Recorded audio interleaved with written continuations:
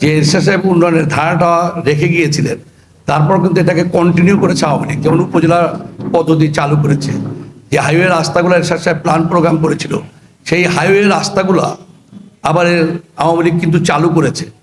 তো এই টোটাল জিনিস যদি আপনি দেখেন, এখন টিকা পাওয়া যায় না, অথচ আওয়ামী লীগের সময় যেমন শিশু টিকার অভাব হয়নি, ঠিক একইভাবে ভ্যাকসিন, একটা ভ্যাকসিনের দাম প্রায় 1000 টাকা। যেখানে ইউরোপের লোকজন ভ্যাকসিন পায়নি, সেখানে কিন্তু শেখ হাসিনা বা আওয়ামী লীগ সরকার আমাদের 3টা-4টা করে 1000 টাকা দামের ভ্যাকসিন ফ্রি দিয়েছে এই প্রায় 16-17 কোটি মানুষকে।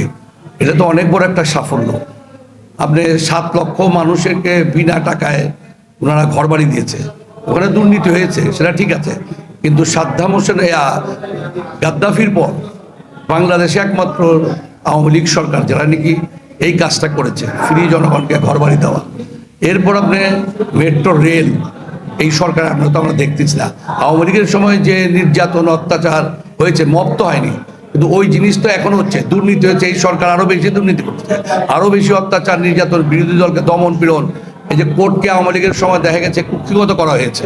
কোর্ট তো এখনো কুক্ষিগত, এখনো তো কোর্টের অর্ডার ছাড়া কাউকে জামিন দেওয়া হয় না। এই যে একজন সমন্বয়ক দেখা গেল যে সে ওপেন বলতেছে যে আমাদের এই যে থানাকে জ্বালিয়ে দেওয়া হয়েছে, একজন পুলিশ অফিসারকে জ্বালিয়ে মারা হয়েছে, পরদিন কিন্তু তার বেল হয়ে গেছে। তো এই জিনিসগুলোতে একই অবস্থা, কিন্তু উন্নয়নের ধারে কাছে নাই। আপনি এই যে পদ্মা সেতু, ওই ধরনের কোনো কিছু তো আমরা এই সরকারের সময় দেখলাম না। এই যে শত শত হাইওয়ে রাস্তা, হাইওয়ে ব্রিজ, এই জিনিসগুলো কিন্তু এই সরকার করতে পারেনি।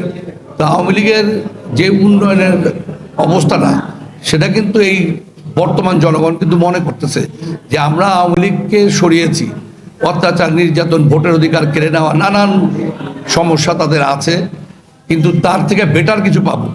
কিন্তু সেই অত্যাচার, অনাচার, এগুলো তো আর ভোটও যে সুষ্ঠু হবে, আমাদের ভোটের অধিকার কেড়ে নেবে না, সেটার তো কোনো নিশ্চয়তা আমরা এখন পর্যন্ত দেখতেছি না। কিন্তু আওয়ামী লীগের যে উন্নয়ন, সেই উন্নয়নের ধারে কাছে এই সরকার নাই। আমাদের তো যথেষ্ট সন্দেহ আছে যে এই নির্বাচন আদৌ নিরপেক্ষ হবে কিনা।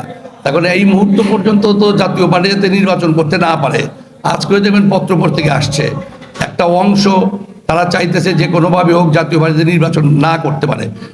জাতীয় পার্টি তো কোনো সন্ত্রাসী দল না, চাঁদাবাজি দল না, আমাদের বিরুদ্ধে এগুলো কোনো অভিযোগ আজ পর্যন্ত দিতে পারেনি। আমরা যখন ক্ষমতায় ছিলাম বা বিরোধী দলে ছিলাম, আমরা কোনো রাজনৈতিক দলের নেতার বিরুদ্ধে একটি মামলা করিনি। বা আওয়ামী লীগের যে ওই সময়ের যে নির্বাচন, 14 থেকে 24-এর যে নির্বাচন, এই সময়ও যদি ধরেন, তাহলে এরশাদ সাহেব এবং জিএম কাদের আওয়ামী লীগের পক্ষে একটি কথা বলেনি। কেউ একটা ভিডিও এমন দিতে পারবে না যে আওয়ামী লীগের গুণগান গেয়ে ওনারা কোনো কথা বলেছেন, বরঞ্চ আওয়ামী লীগের সমালোচনা করেছেন। যৌক্তিক যে সমালোচনা, সেগুলো করেছেন দেশের পক্ষে, মানুষের পক্ষে। জাতীয় পার্টির চেয়ারম্যান জিএম কাদের, পল্লীবন্ধু এরশাদ, ওনারা কিন্তু এই কাজগুলো করেছে। এখন জাতীয় পার্টি যাতে নির্বাচন আসতে না পারে, তাহলে লাভ হলো জামাত, এনসিপি এদের। তাহলে জাতীয় পার্টি নির্বাচন করতে না পারলে তারা বিরোধী দল হবে, ওই ভোটগুলা তারা পাবে, ওই সিটগুলা তারা পাবে। যদি জাতীয় পার্টি নির্বাচন করতে পারে, আর নির্বাচন যদি নিরপেক্ষ হয়, সেক্ষেত্রে তো জাতীয় পার্টি বিরোধী দল হওয়ার সম্ভাবনা, অন্য দলের তো সম্ভাবনা নাই।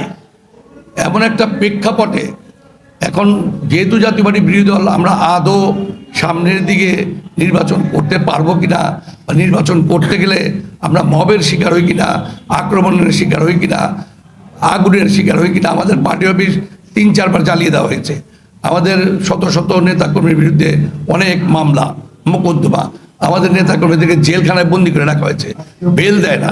তো এইগুলো তো সমস্যা আমাদের আছে। এর মাঝখান থেকেই জাতীয় পার্টির চেয়ারম্যান যে সাহসী উদ্যোগ গ্রহণ করেছে, নির্বাচনে যাওয়ার সিদ্ধান্ত নিয়েছেন। এত প্রতিকূল অবস্থার মধ্যে বাংলাদেশের ইতিহাসে এই ধরনের প্রতিকূল অবস্থা অতীতে কখনোই হয়নি। বিরোধী দলের উপর অত্যাচার, নির্যাতন হয়েছে, বিরোধী দলের অফিসে যায় আগুন দেওয়া হয়নি। এই ধরনের ঘটনা বাংলাদেশে অতীতে হয়নি, এখন আমরা তা দেখতেছি। তো যত প্রতিকূলতাই হোক, যা কিছু হোক, জাতীয় পার্টির তৃণমূল কর্মীরা অনেক সাহসী, একটা যোদ্ধা। তো তাদের সাহস, তাদের অপরিসীম ত্যাগের কারণেই জাতীয় পার্টি এগিয়ে যাচ্ছে। তো আমরা সামনের যে নির্বাচন, যদি আমরা নির্বাচন করতে পারি, তাহলে বব টবের যত হামলা ইয়েই হোক, তারপর আমরা চেষ্টা করব নির্বাচন। পল্লীবন্ধু হোসেন মোহাম্মদ এরশাদ হচ্ছেন জাতীয় পার্টির চেয়ারম্যান, এবং জাতীয় দেখেন ইন্ডিয়ার একটা ট্যাগ আছে, সব দলই বলে, এবং জেএমকাদের একটা মানে তাড়াহুড়াতে হয়তো বলে ফেলেছিল যে ইন্ডিয়ার পারমিশন ছাড়া আমি কথা বলতে পারবো না।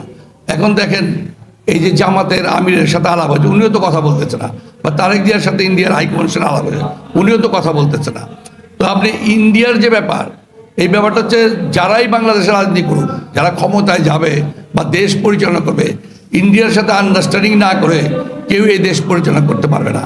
আমরা কথা বলি যে ইন্ডিয়ার বিরোধী, আজকের ইয়াং যে সমাজ তারাও বলে ইন্ডিয়ার বিরোধী, অথচ একজন অসুস্থ হলে যে অ্যাম্বুলেন্স দিয়ে সে হসপিটালে যায়, সেই অ্যাম্বুলেন্সটা কিন্তু ইন্ডিয়ার কিপ করা। আবার দেখেন বিয়ে শাদী যে হয়, যেই তরুণটা ইন্ডিয়ার বিরোধিতা করতেছে, সেই তরুণটাই তার বিয়েতে দেখা যায় গায়ে হলুদ বিয়ে সব ইন্ডিয়ার যে স্টাইল, ইন্ডিয়ার যে ছবিতে যে বিয়ে শাদীগুলো দেখায়, সেই কালচারে কিন্তু তারা বিয়ে শাদী করতেছে। তো ইন্ডিয়ার সব কিছু আমরা গ্রহণ করবো।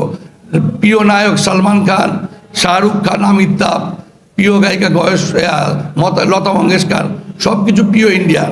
ভ্রমণে গেলে ইন্ডিয়ার চিকিৎসা যাবেন, 90% লোক ইন্ডিয়া যায় ট্রিটমেন্ট করতে, কিন্তু আমি ইন্ডিয়ার বিরোধিতা করি, সব বিরোধী কথা। তো আমাদের উপর যে ট্যাগ লাগানো হয়েছে, হোসেন মোহাম্মদ এরশাদ 14 নির্বাচন করেননি, উনি দেশপ্রেমিক একজন মানুষ। সুজাতা যখন ইন্ডিয়ার হাই কমিশনার যখন ওনার সাথে দেখা করেন, তখন কিন্তু উনি বলেছেন যে সুজাতা এবং ইন্ডিয়া আমাদেরকে নির্বাচনে যেতে বারণ করতেছে। উনি যেহেতু দেশপ্রেমিক ছিলেন, দেশের স্বার্থে, সেই সময় কিন্তু উনি, ইন্ডিয়া আমাদের অনেক ভালো বন্ধু ছিল, সেই বন্ধুত্বকে ত্যাগ করে বাইরে এসে উনি বলেছেন যে সুজাতা আমাকে বলতেছে নির্বাচনে যাওয়ার জন্যে, তা আমি নির্বাচনে যাব না। পরবর্তী পর্যায়ে উনি কিন্তু হসপিটালে ওনাকে বন্দি রেখে তারপর কিন্তু নির্বাচন করতে বলছে, এবং উনি কিন্তু হসপিটাল থেকে নির্দেশ দিয়েছেন আমাদেরকে প্রত্যাহার করার জন্য। আমি সহ 270 জনের মতো প্রার্থী আমরা সেদিন প্রত্যাহার করেছিলাম। এরশাদকে কিন্তু দিয়ে বলাইতে পারিনি আমি নির্বাচন করব।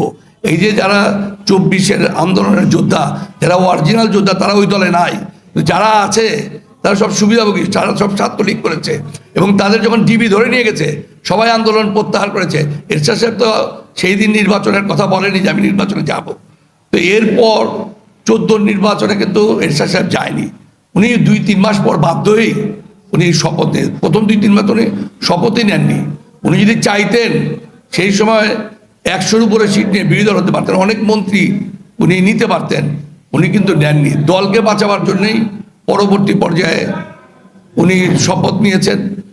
এবং এরপর যে উপজেলা নির্বাচন হয়েছে, মেয়র নির্বাচন হয়েছে, 18 নির্বাচন হয়েছে, সব নির্বাচনে তো বিএনপি, জামাত সহ সবাই অংশ নিয়েছে। আর 14 নির্বাচনে তো ইসলামী শাসনতন্ত্র অংশ নিয়েছে, তারা এখন যোদ্ধা হয়ে গেছে। এখন যার জোর তার অবস্থা এরকম। যেহেতু সরকারের বিরুদ্ধে আমরা, বিএনপির মতো একটা বৃহৎ রাজনৈতিক দল আওয়ামী লীগের সাথে বিরোধিতা করে টিকতে পারেনি, সেখানে আমরা তো সরকারের বিরোধিতার পরও আমরা তো টিকে আছি এখনো। তো এই যে নির্বাচন বা আওয়ামী লীগকে টিকে রাখা, দেখেন আমাদের, আমরা এখন দেখেন এখনকার যে অবস্থা, জামাত বিএনপিকে কি বলতেছে যে আমরা বিরোধী দলে থাকবো, আমরা মন্ত্রী হব, তোমাদের সাথে মিলামিশা সরকার করবো। কিন্তু আগের যে আমরা বিরোধী দল ছিলাম, আমরা কিন্তু চেষ্টা করেছি, রহস্যের সাথ সংসদে দাঁড়িয়ে বলেছে আমার মন্ত্রীদেরকে আপনি বের করে দেন যাতে আমি বিরোধী দলের ভূমিকা পালন করতে পারি, সেই জিনিস কিন্তু করতে দেওয়া হয়নি। এবং জিএম কাদেরের বক্তব্যগুলো দেখবেন, প্রত্যেকটা বক্তব্য সংসদে দাঁড়িয়ে যে উনি বলেছেন বা বাইরে যে ব্রিফিং দিয়েছেন, আওয়ামী লীগের বিরুদ্ধে কথা বলেছেন। আমি চ্যালেঞ্জ দিচ্ছি, আওয়ামী লীগের পক্ষে জিএম কাদের এবং পল্লীবন্ধু হোসেন মোহাম্মদ এরশাদ কোনো তোষামদি বক্তব্য দিয়েছে আজ পর্যন্ত দেখাতে পারবে না। তো জামাত আজকে কী ধরনের বিরোধী দল হতে চায়? তারা বলতেছে যে আমরা ক্ষমতার ভাগ হতে চাই, আমরা বিএনপির সাথে মিলেমিশে দেশ চালাতে চাই। তাহলে ওর চেয়ে খারাপ বিরোধী দল হবে? কিছু এই ধরনের মানুষের জন্যই তো আজকে জাতীয় পার্টির অবস্থা।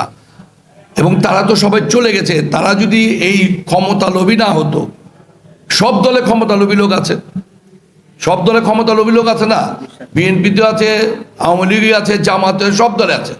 আমাদের দলেও কিছু ক্ষমতা লোভী মানুষ ছিল, যার জন্যে এরশাদ এবং জিএম কাদের ফ্রি রাজনীতি করতে পারেনি। এত বড় বড় রাজনৈতিক দল নেতাগুলা আমাদের থেকে চলে গেছে, জিএম কাদের তারা ফিরে আসতে চেয়েছে, জিএমকাদের কিন্তু তাদেরকে ব্যাক করেনি। ব্যাক না করানোর কারণ একটাই, আমরা আমাদের দল, আমাদের নীতি, আমাদের আদর্শ আমাদের মতো করে করতে চাই, অন্য দলের যাতে তাবেদার না হয়। এখনকার রাজনৈতিক দল ফ্রেশ রাজনৈতিক দল, এখন জাতীয় পার্টির কেউ তাবেদার করবে না। এবং শামীম পাটোয়ারির নেতৃত্বে 100% ঐক্যবদ্ধ আছে।